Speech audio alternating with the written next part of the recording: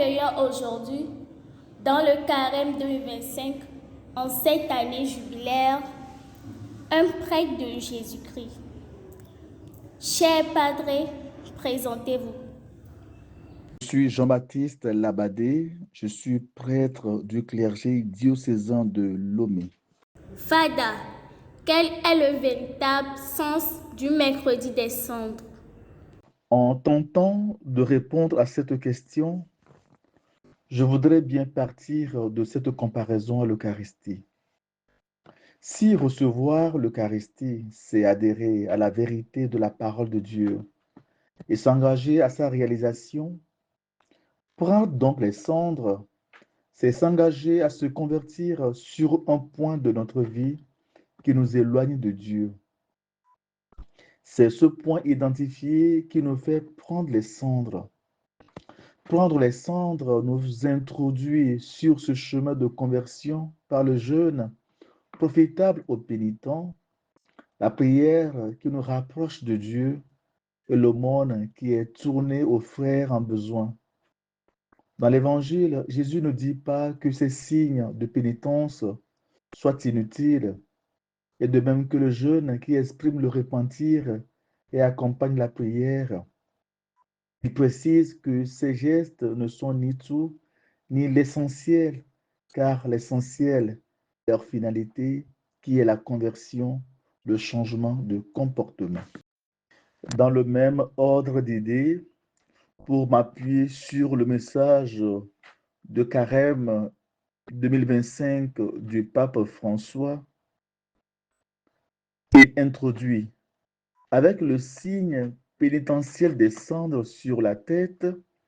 Nous commençons le pèlerinage annuel du Saint Carême dans la foi et dans l'espérance. L'Église, mère et maîtresse, nous invite à préparer nos cœurs et à nous ouvrir à la grâce de Dieu pour que nous puissions célébrer dans la joie le triomphe pascal du Christ Seigneur sur le péché et sur la mort.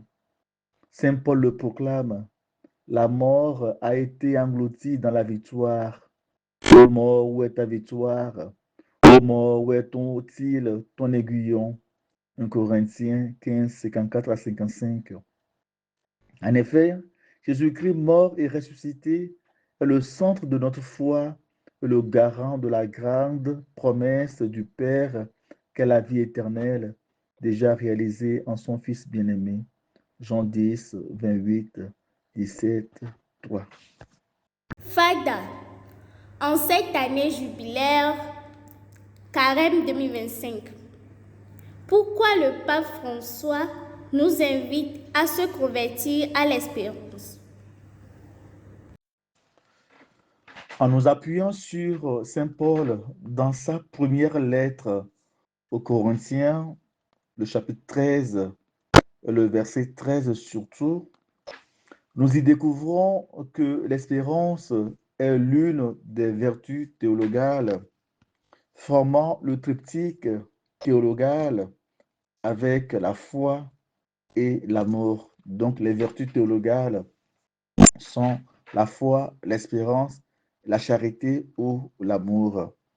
Nous remarquons que le pape François, en nous écrivant son message pour le Carême 2025, l'a titré Ensemble, marchons dans l'espérance ou marchons ensemble dans l'espérance. Et nous rappelons très bien que le jubilé en cours, le jubilé de l'année 2025 dans l'Église, ce jubilé en cours porte le titre de pèlerin d'espérance.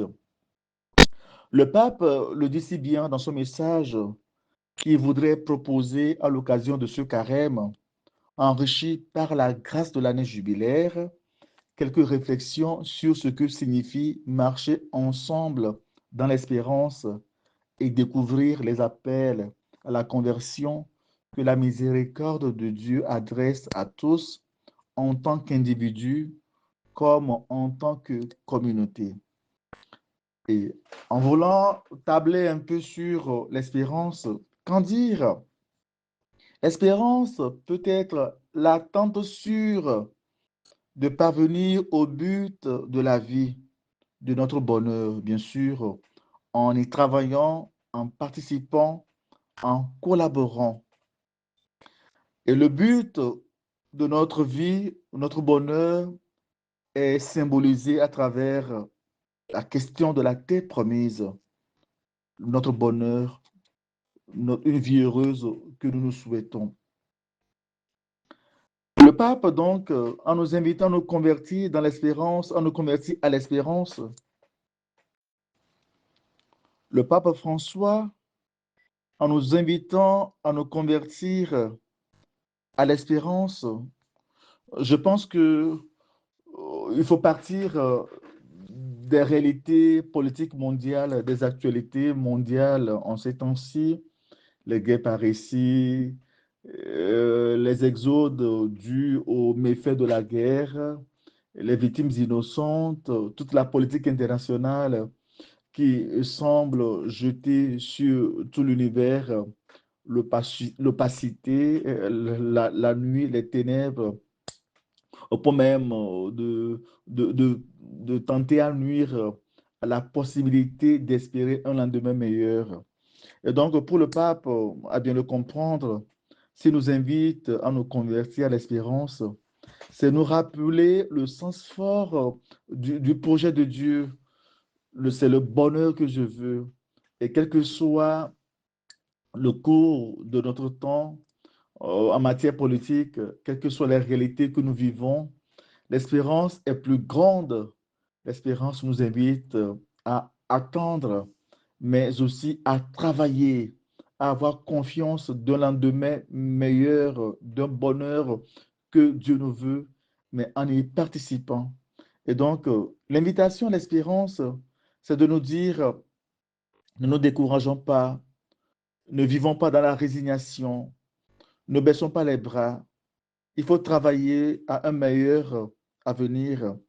Et le pape poursuit, chacun peut se demander comment est-ce que je me laisse interpeller par cette condition. Suis-je vraiment en chemin ou plutôt paralysé, statique, dans la peur, en manquant d'espérance ou bien encore installé dans ma zone de confort? Est-ce que je cherche des chemins de libération des situations de péché et de manque de dignité? Ce serait un bon exercice de carême, poursuit le pape, que de nous confronter à la réalité concrète d'un migrant ou d'un pèlerin et de nous laisser toucher de manière à découvrir ce que Dieu nous demande pour être de meilleurs voyageurs vers la maison du Père. Ce serait un bon test pour le marcheur.